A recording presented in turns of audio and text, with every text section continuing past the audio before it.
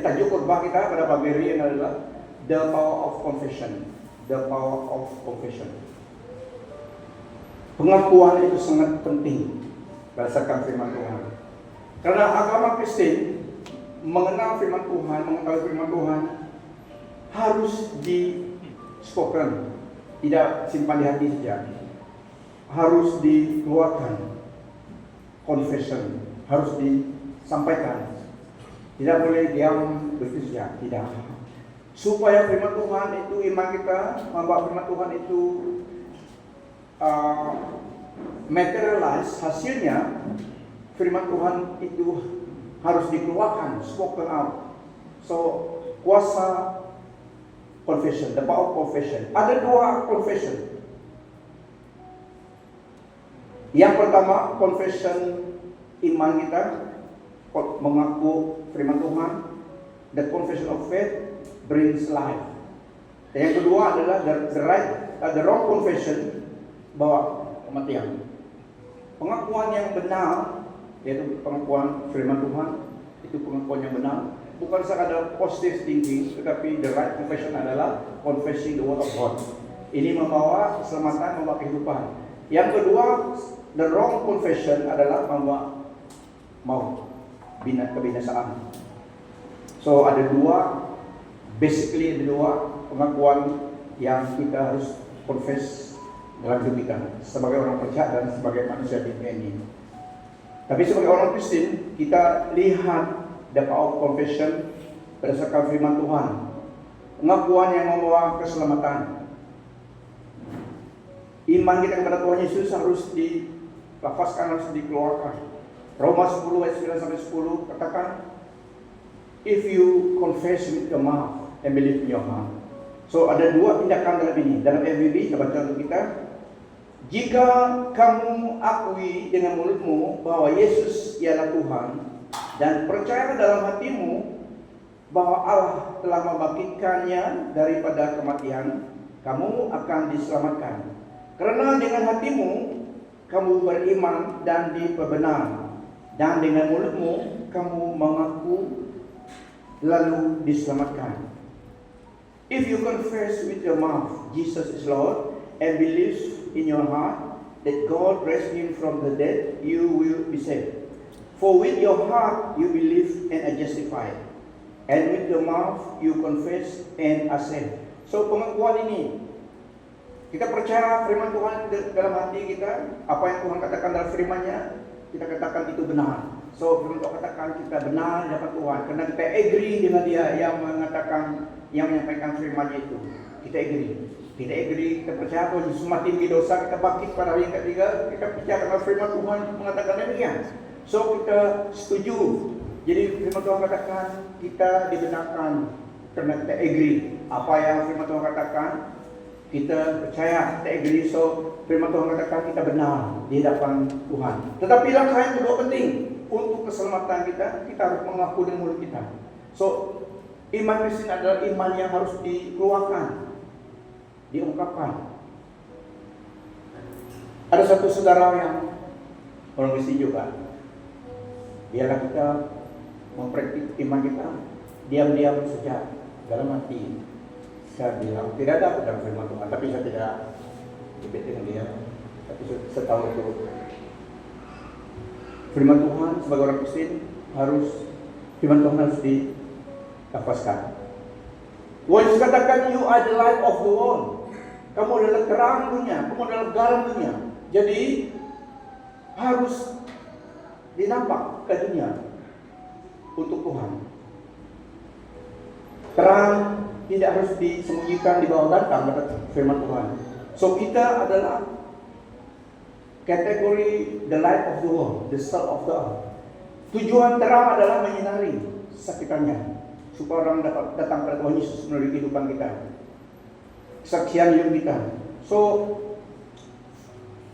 orang Kristen, hidup kita adalah satu confession kepada dunia bahwa kita milik Kristus melalui hidup kita.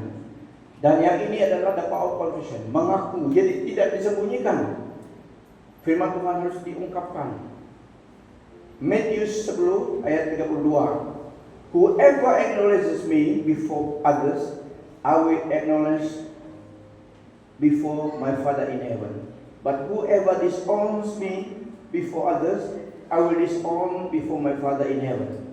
Sesiapa mengakui ku di hadapan orang ramai, akan ku akui di hadirat Bapakku di surga.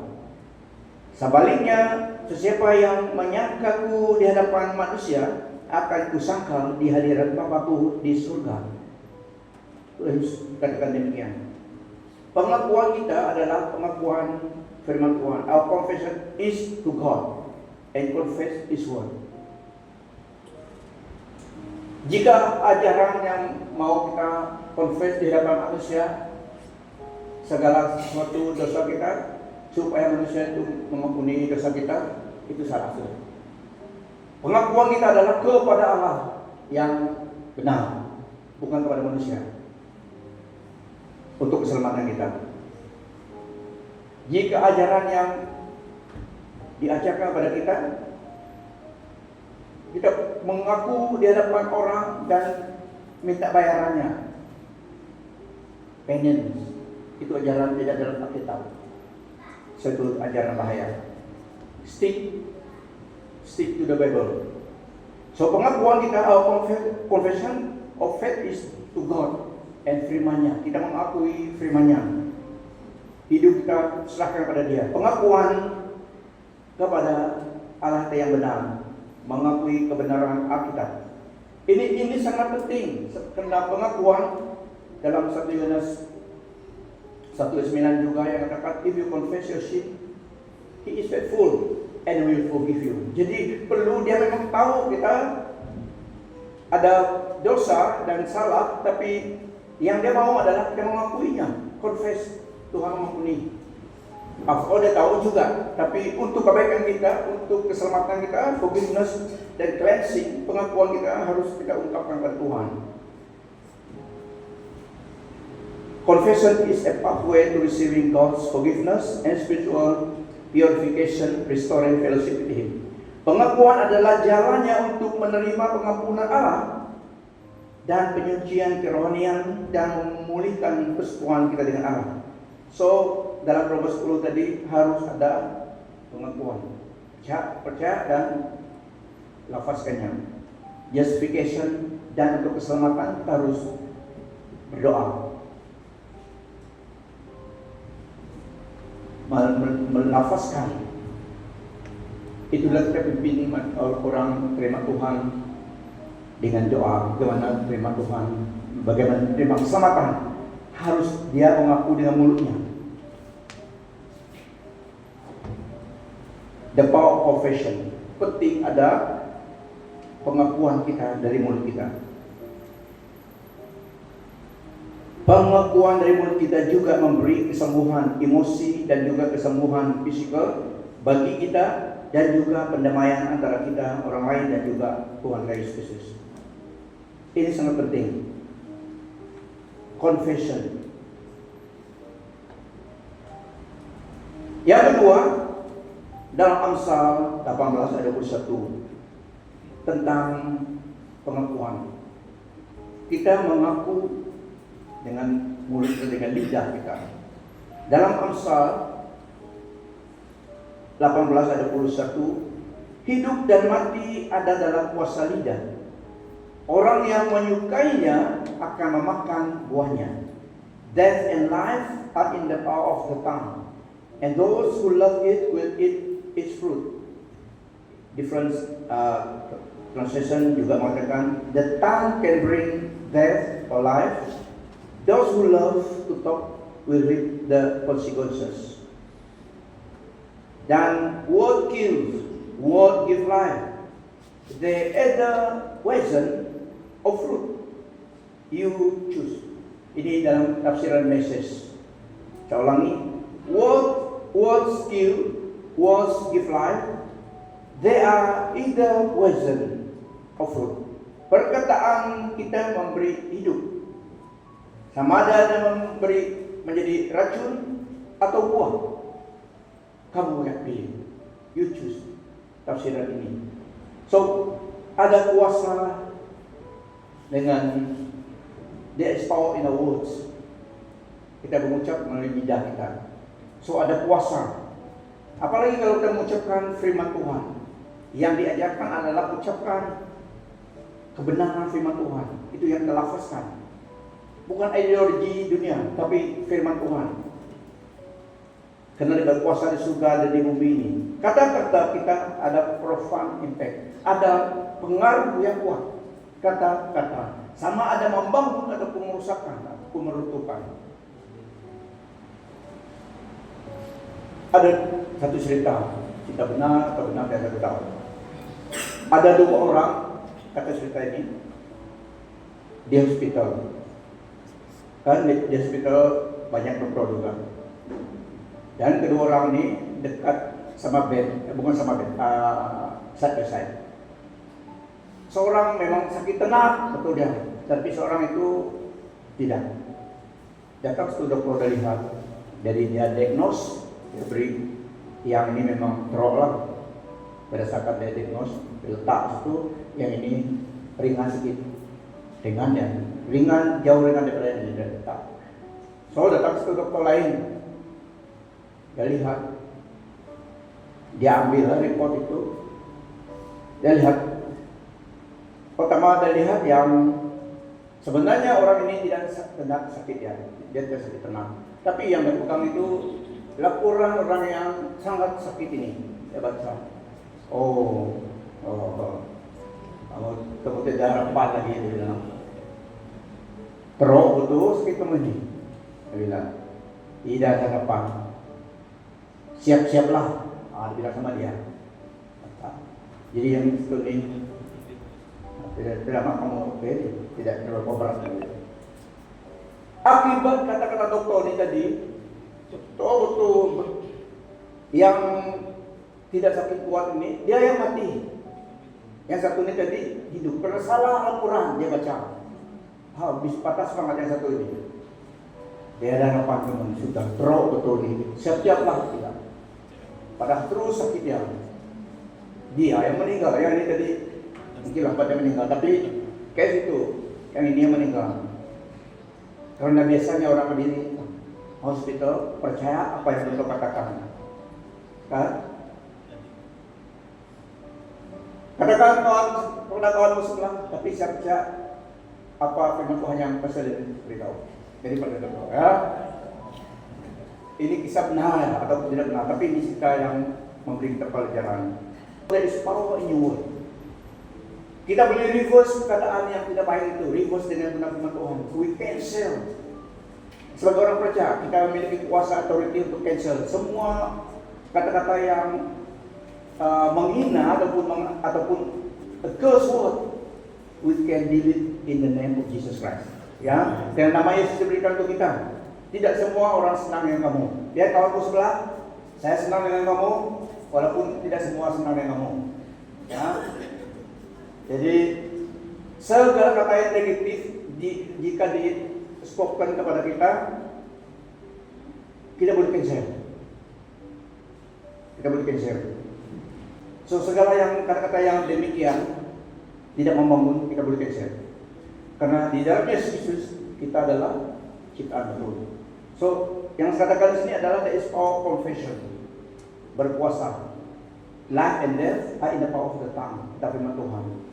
Semua kita kalau kita suka cepat sembarang, one of these days di hadapan Tuhan semua direkod. Kalau kita belum bertobat, accountable. Kenapa kamu kata tadi gini? So pay attention with your word. Lebih baik memberkati orang daripada mengutuk. Karena kalau memberkati orang, kamu juga yang menerima dulu. Ya. Lihat kawanmu sebelah, I bless you.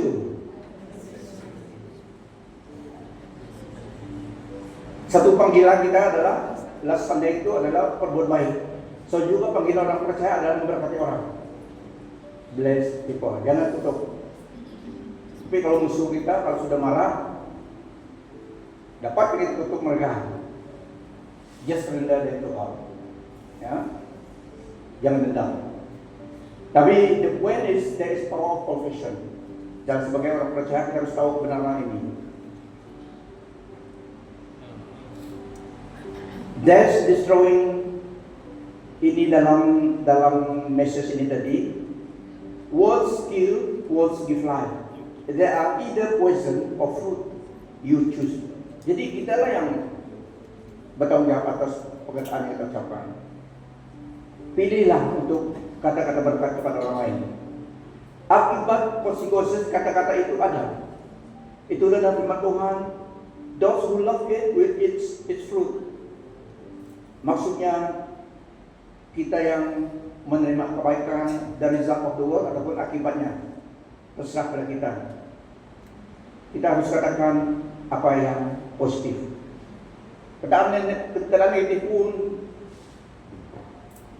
katakan positif, yaitu Tuhan dapat menolong kita. Katakan Tuhan dapat menolong kita daripada kita terus mengatakan yang negatif dan melumpuhkan either kita ataupun orang lain. So semua kita accountable dengan kata-kata yang kita ucapkan. Tuhan Yesus katakan dalam Matius 12 ayat 36 sampai 37, accountability dengan perkataan kita. Everyone, semua orang will give an account for every empty words spoken, and by words we will be justified or condemned. Perkataan kita sangat penting. Semua orang bertanggung jawab dengan apa yang diucapkan. Kita akan dibenarkan ataupun dihukum berdasarkan apa yang kita ucapkan. Perkataan kita juga sebagai warfare. Apalagi orang percaya, kita ucapkan firman Tuhan, kita gunakan perkataan kita untuk mengalah serangan-serangan. Ada tertulis. Walaupun ada tertulis, kita harus ucapkan, mengungkapkannya. It is written. Kebenaran itu kita ucapkan. So, perkataan kita adalah warfare. Untuk kita, we must pilih perkataan iman, yaitu perkataan yang dasarnya firman Tuhan yang sangat penting. Itulah kita harus memahami, kita mengetahui firman Tuhan. Itu yang diberikan untuk kita. Firman Tuhan adalah firman Allah, senjata kita dan kebenaran yang dapat meruntuhkan tuduhan kepada kita. Perkataan sangat penting. Kita harus memilih perkataan yang membangun dan lebih lagi berdasarkan firman Tuhan. Evil speech like slander can harm speaker, the target, and listener. Wise speech can bring reconciliation, guidance, and blessing. So pilihlah perkataan yang baik, yang memuliakan Tuhan. Confess the word. Penting kita mengungkapkan firman Tuhan. Jadi untuk kita mengungkapkan firman Tuhan, kita harus tahu firman Tuhan itu. Apa yang diucapkan oleh firman Tuhan, kita tahu dan itu yang kita ucapkan. Di atmosfer untuk keselamatan, seperti dalam Roma tadi, untuk keselamatan kita harus ucapkan firman Tuhan itu. Dan Tuhan Yesus katakan, I am the way, the truth, and the life. Kita ucap itu. Dia katakan, akulah jalan kebenaran dan kehidupan. Kita ucapkan kebenaran ini. Jika dia menjadi Tuhan Juru Selamat kita, kita sedang di dalam jalan keselamatan. Dan Kisah Rasul 4 ayat 12 juga mengatakan the only name. Tiada jalan lain untuk orang selamatkan selain di dalam nama Yesus Kristus. So kita ucapkan pengakuan iman kebenaran firman Tuhan ini. Karena di luar sana ada ajaran yang boleh menyesatkan kita, boleh mengelirukan. Jadi jika kita tahu kebenaran, kita boleh diperdayakan. Tapi stick to the Bible. Apa yang Paulus katakan itu yang memberi keselamatan. Karena di luar banyak ajaran yang boleh mengajarkan menyesatkan kita. Karena tidak ada keselamatan di dalam siapa lagi? Hanya dalam Tuhan Yesus Kristus. Tidak ada keselamatan di dalam manusia. Harus Tuhan Yesus. Itulah firman Tuhan katakan, Tuhan Yesus katakan, aku dalam kebenaran kehidupan. Dalam namanya ada kesembuhan, ada keselamatan. Begitu juga kesembuhan. Firman Tuhan, kita pergi buka Alkitab, firman Tuhan, kita perlu kesembuhan. Firman Tuhan katakan, oleh belu-belunya kita telah disembuh. Kita telah itu, karena itu kebenaran firman Tuhan. So dengan iman kita ucapkan, waktu sakit gunakan firman Tuhan. Yesus menanggung semuanya, kesempatan dan kesakitan kita. Dengan iman kita akses kepada janji Tuhan itu. Ungkapkan firman Tuhan tentang keselamatan kita, kita ucapkan firman Tuhan. Pelindungan juga firman Tuhan katakan dia akan mengutus malaikat-malaikatnya mengelilingi kita. Bahkan tanpa kita diam. Itu firman Tuhan. Waktu kita takut kita ucapkan. Firman mengatakan demikian, saya percaya. We spoke it out ke atmosfer supaya ketakutan itu disingkirkan. Kita ucapkan firman Tuhan. Firman Tuhan yang terdengar melalui lagu atau dalam khotbah, asalkan firman Tuhan itu membantu kita. Waktu takut ingat firman Tuhan, apa yang Tuhan katakan. Ucapkan, jangan diam saja. Speak it out, speak it out. Dan juga tentang identiti kita sebagai orang Kristen, kita harus tahu kebaikan identiti orang percaya, supaya kita tidak mudah diperdayakan oleh dunia ataupun oleh sekitar kita. Dalam firman Tuhan, identiti kita sebagai orang percaya, yang pertama 2 Korintus 5 ayat 17 mengatakan, jadi siapa yang ada di dalam Kristus, ia adalah ciptaan baru. Yang lama sudah berlalu, sesungguhnya yang baru sudah datang. So di dalam Tuhan, our safe words, harga diri kita, identiti kita adalah apa yang Yesus lakukan. Kita tidak didefine dengan masa lalu kita. Mungkin masa lalu kamu suri babi, suri ayam, tapi kemudian diampuni, ya. Ciptaan baru tidak ada lagi. Jika diperingatkan lagi oleh orang lain ataupun oleh perasaanmu, tolak dalam nama Yesus. Lihat dirimu ciptaan baru. Firman Tuhan katakan, kamu adalah ciptaan baru. Yang lama telah berlalu. Lihatlah yang baru sudah datang. So ini identiti kita yang Tuhan lakukan dalam Dia. Identiti yang memberi the image of Christ in us. Kita harus tahu ini supaya kita jangan mudah pindah camp. Tapi tidak, di sini tidak ada mudah pindah camp. Lihat anak muda sebelahmu, katakan demikian, tidak boleh pindah-pindah camp. Ya, ini camp kemenangan, ini camp berkat, ini camp keselamatan, yaitu camp Tuhan Yesus. Ini identiti kita. Kita telah ditebus oleh dari Yesus. Kita menjadi anak-anak Allah, child of God. That is who we are. Firman Tuhan katakan demikian. Setelah menjadi ciptaan baru, kita menjadi anak-anak Allah. Dalam firman Tuhan mengatakan demikian, so kita mengaminkan saja apa yang kita argue. Firman Tuhan yang kebenaran untuk keselamatan kita, untuk kekuatan iman kita. Amen. Dengan firman Tuhan. Ada berapa saya ingin baca untuk kita sebelum kita berhenti. Dalam Yohanes 1, 12-13 dia beri kita label children of God. Dan dalam Gereja 3 ayat 26-29, kamu semua telah menjadi anak Allah melalui iman dalam Kristus Yesus. Dan semua antara kamu yang telah dibaptiskan dalam Kristus telah meliputi dirimu dengan Kristus. Ia adalah lagi orang Yahudi atau orang Yunani, hamba atau orang merdeka, lelaki atau perempuan. Kamu semua menjadi satu dalam Kristus Yesus. Dan jika kamu milik Kristus, kamu ialah benih Abraham yang menjadi waris menurut janji itu. In Christ Jesus, you are all children of God. Nah, ini firman Tuhan untuk kita menjadi anak-anak Allah. Ini label ini yang digunakan di surga, bukan di dunia saja. Kalau sekarang ini warga negara kamu Malaysia, walaupun Indonesia, di sini saja, tidak dipakai di surga. Tapi identity ini yang register in heaven, yaitu dalam Yesus Kristus. Kita adalah anak-anak Allah, satu dalam Kristus. Tidak ada Yunani, tidak ada bangsa lain, satu bangsa, yaitu keluarga Yesus Kristus, ditebus oleh darahnya menjadi satu. Semua kita keturunan raja di atas segala raja dalam Yesus Kristus. Amen. Firman Tuhan katakan kita adalah keturunan raja di atas segala raja. Walaupun kita masih di sini, status kita adalah anak raja Yesus Kristus. One of these days itu akan materialize. Di sini belum dipakai sepenuhnya. Tapi inilah yang Allah lakukan dari Yesus untuk orang percaya. Dia mengubah identiti kita, status kita daripada hukuman dosa, diangkat menjadi anaknya, menjadi waris bersama dengan Kristus.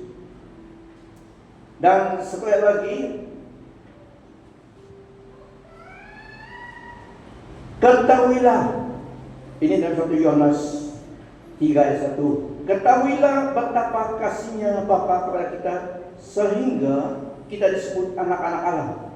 Dan sememanglah begitu. Sebabnya dunia ini tidak mengenal kita, ialah karena dunia ini tidak mengenal Allah. Firman Tuhan dalam Yesus, Allah telah melakukan kita, memindahkan kita daripada kerajaan kegelapan ke dalam kerajaan anaknya yang terang. Dan proses dan kasih Allah dilavishly curahkan kepada kita dalam Yesus Kristus.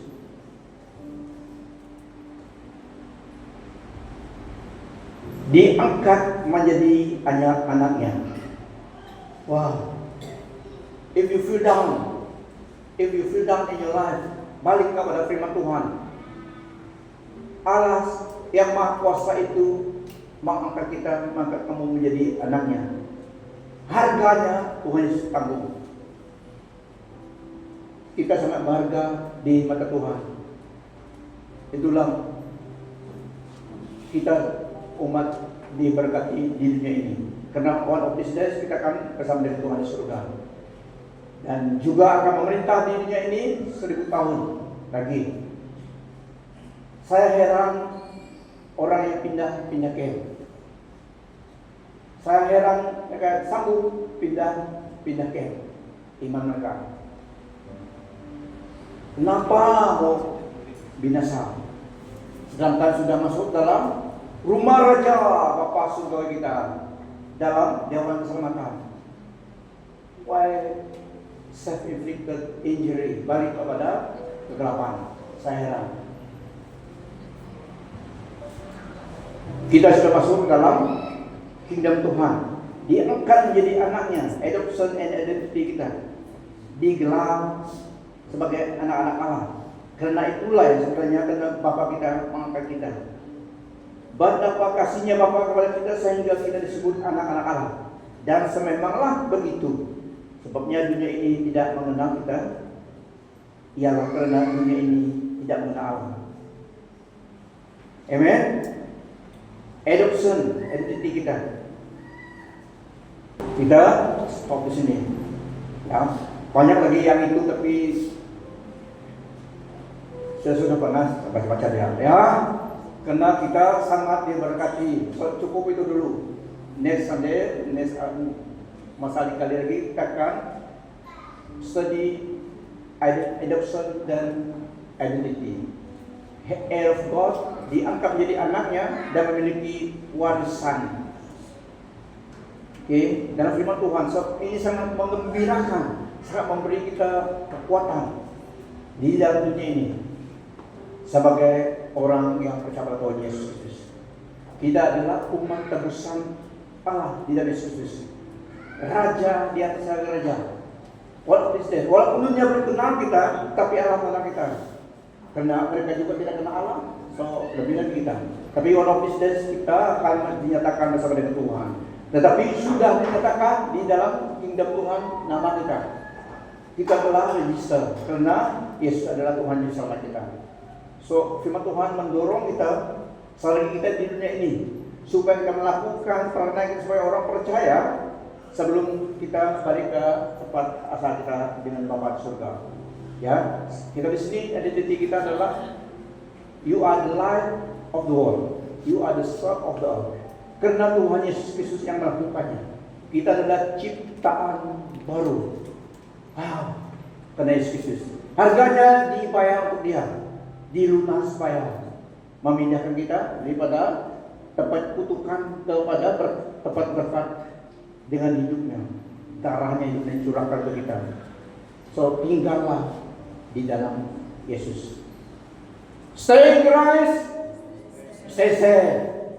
Stay in Christ, stay safe. Sekali lagi, stay in Christ, Kaya saya beri kemuliaan bagi dia. Haleluya. Mari kita berdiri. Magician,